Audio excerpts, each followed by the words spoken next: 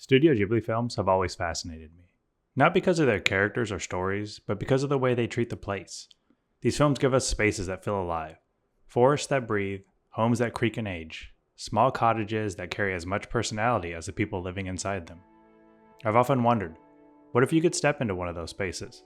What if for a moment you could walk across the floorboards, light the lanterns, and live inside that quiet magic?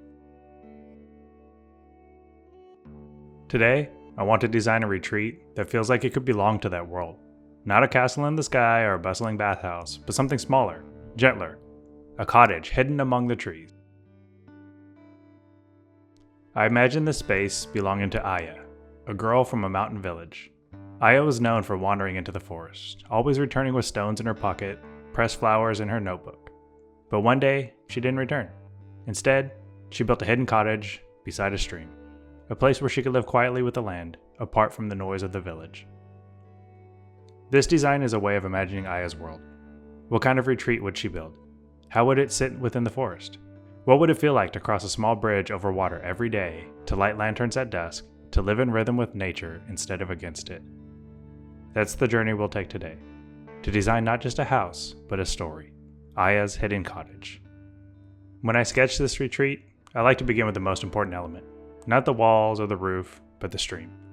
For Aya, this was the heart of the place. She chose this site because of the sound of the water moving, steady and gentle. In my sketch, the stream runs right through the center, dividing the house into two halves. On the left, I'm drawing a living wing.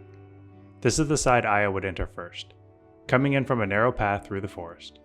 There's a small entryway, nothing grand, just a place to leave her shoes, to set down her satchel after returning from a walk. From there, the kitchen is close by. It isn't large, just a hearth, a work surface, shelves for jars and herbs. When Aya boils water, the smell of the wood smoke and the steam would fill the whole wing. Next to the kitchen, I sketch a dining nook. It faces the stream directly, with sliding shoji panels that can open wide on quiet afternoons. Aya might sit here with a cup of tea, lanterns glowing softly as the sky turns to dusk. I extend the living wing just a little further to include a studio space.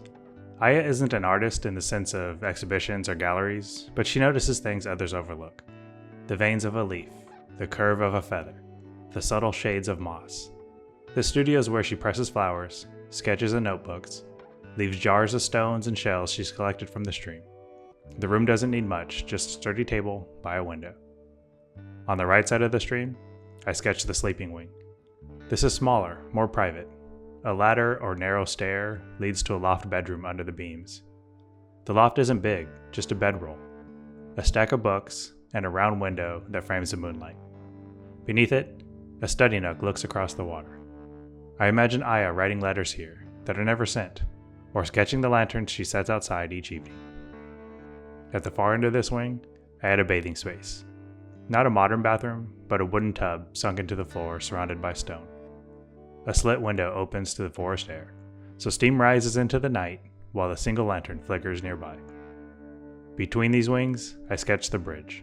It isn't elaborate, just wooden planks and rope handrails. But in Aya's life, the bridge becomes a daily ritual. Every morning she crosses it to begin her work. Every evening, she crosses it again to return to her bed. The sound of water under her feet becomes a quiet reminder of time flowing, of change. The overall plan is simple, but it holds Aya's rhythm. Cooking, eating, studying, resting, bathing, crossing the stream. Each space is small, imperfect, yet deeply alive. As I sketch, I'm not just drawing walls, I'm tracing the outlines of a life, Aya's life.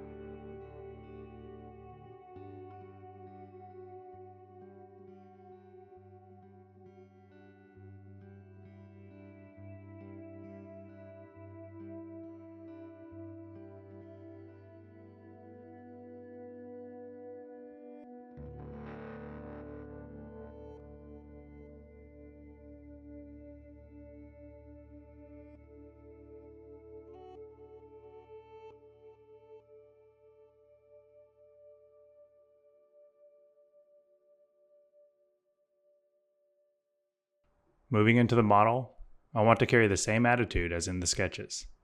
This house isn't about geometry or symmetry, it's about presence. It's about what happens when you let a stream dictate your floor plan, when you design a bridge as a ritual, not just a shortcut. The first line I place in the model is the stream itself. It divides the sight and sets the tone. This isn't a waterfall, nothing dramatic. It's the kind of water you hear before you see it. Shallow, clear, with moss-covered stones.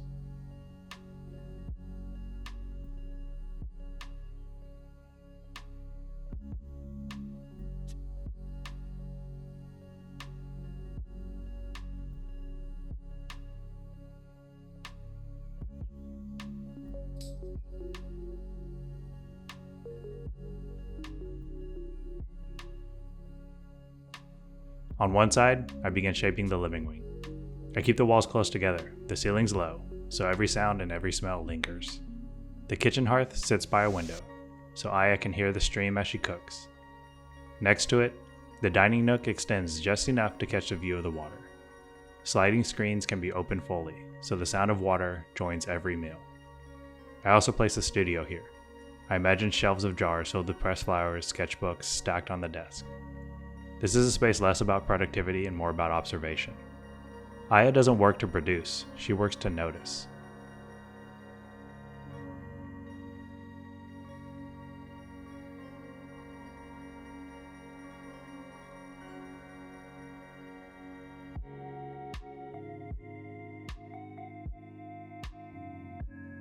On the other side of the stream, I shape the sleeping wing. A loft bedroom sits under crooked beams, intentionally kept small so it feels like a tucked away nest. The round window faces the sky, framing moonlight, clouds, maybe even the passing of fireflies. Below, a small study nook overlooks the water. This is where Aya could sit in the late afternoon, sketching while light fades. At the far end, I model a bath. The tub is carved from wood, set low into the floor, surrounded by stone. The window here is narrow, not for a view, but for air and scent, so Aya can smell the rain or pine as she bathes.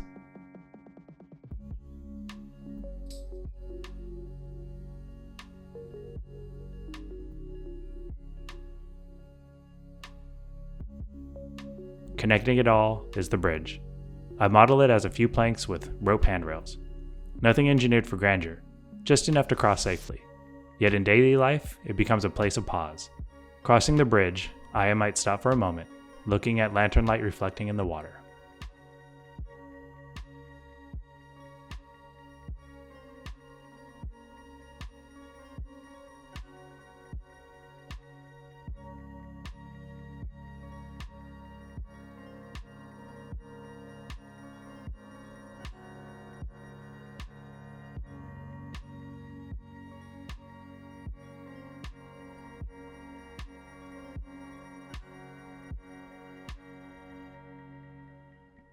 When the two wings come together, the house feels intentionally asymmetrical. Roof lines don't match.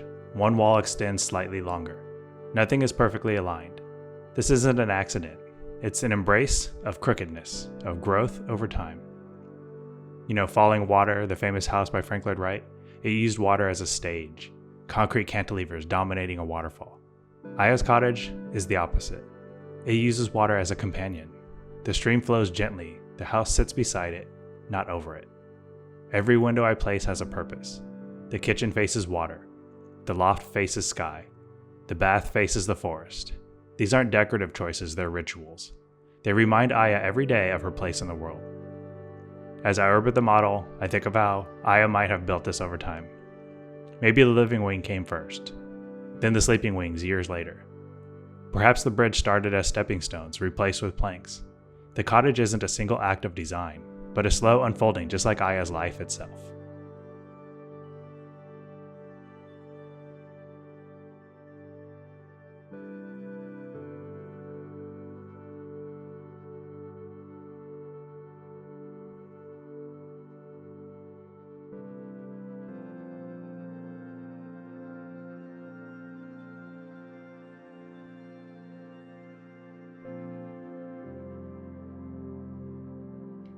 Now comes a moment where the cottage gains weight, warmth, and memory, the materials.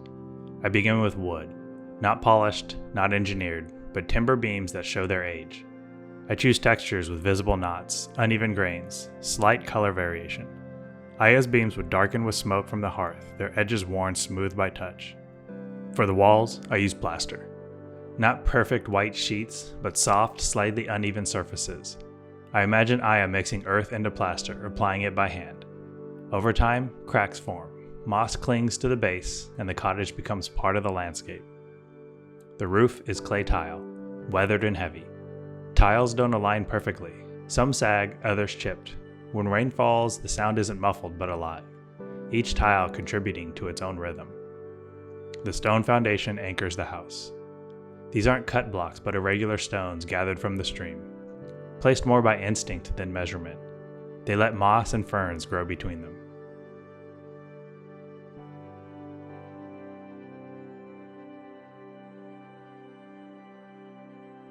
Inside, I lay tatami mats on the floor, soft woven surfaces that absorb the scent of the room. Over time, they discolor, each season leaving its mark.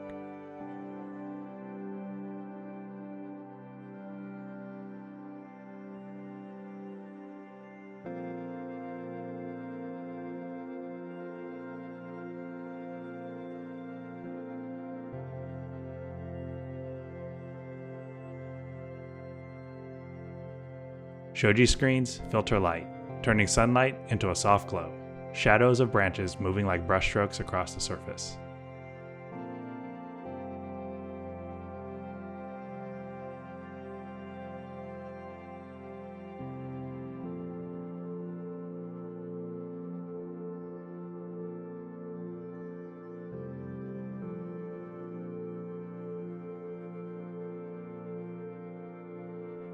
The final layer is lantern light.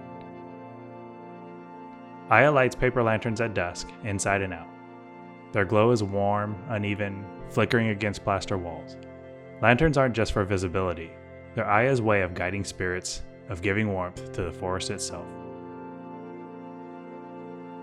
I think of wabi-sabi, the Japanese idea of finding beauty in imperfection.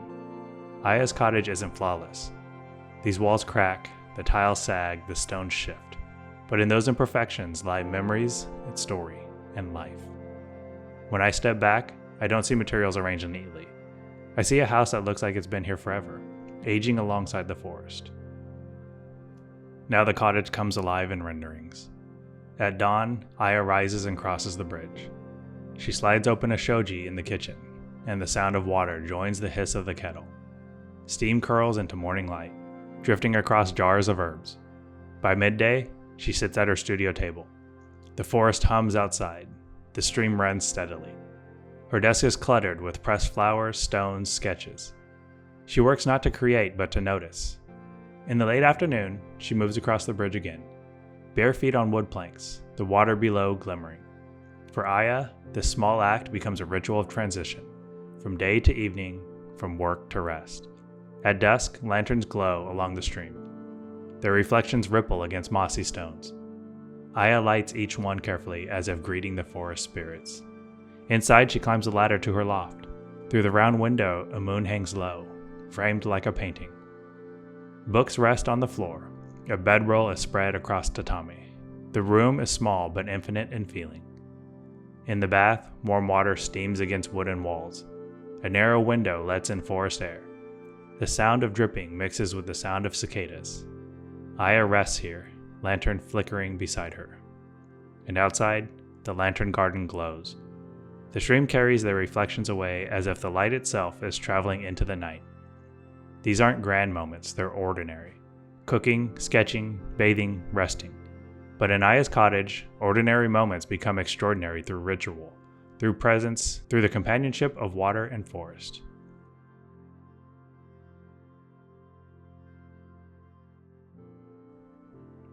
Aya's hidden cottage isn't just a fantasy design. It's a reminder that architecture doesn't need to be monumental to matter. Some of the most powerful spaces are the smallest ones. A bridge over a stream, a window framing the moon, a lantern flickering against plaster walls. Studio Ghibli has always shown us that magic lives not in spectacle, but in the stillness. And that's what I wanted this cottage to hold: stillness, wonder, and belonging. Aya's cottage is imperfect. It shifts with seasons. It ages with the forest. It disappears into the landscape. But maybe that's the point. Maybe the true beauty of a retreat like this is that it accepts its place in the world, rather than fighting to stand apart from it. Thank you for stepping into Aya's world with me. If you'd like to see more retreats like this, spaces inspired by story, philosophy, and imagination, subscribe and join me on the next journey. And if you'd like to support the work I'm doing here, consider joining me on Patreon, where I share behind-the-scenes sketches, renderings, and more of the process behind these projects. Until next time, stay curious and design with intent.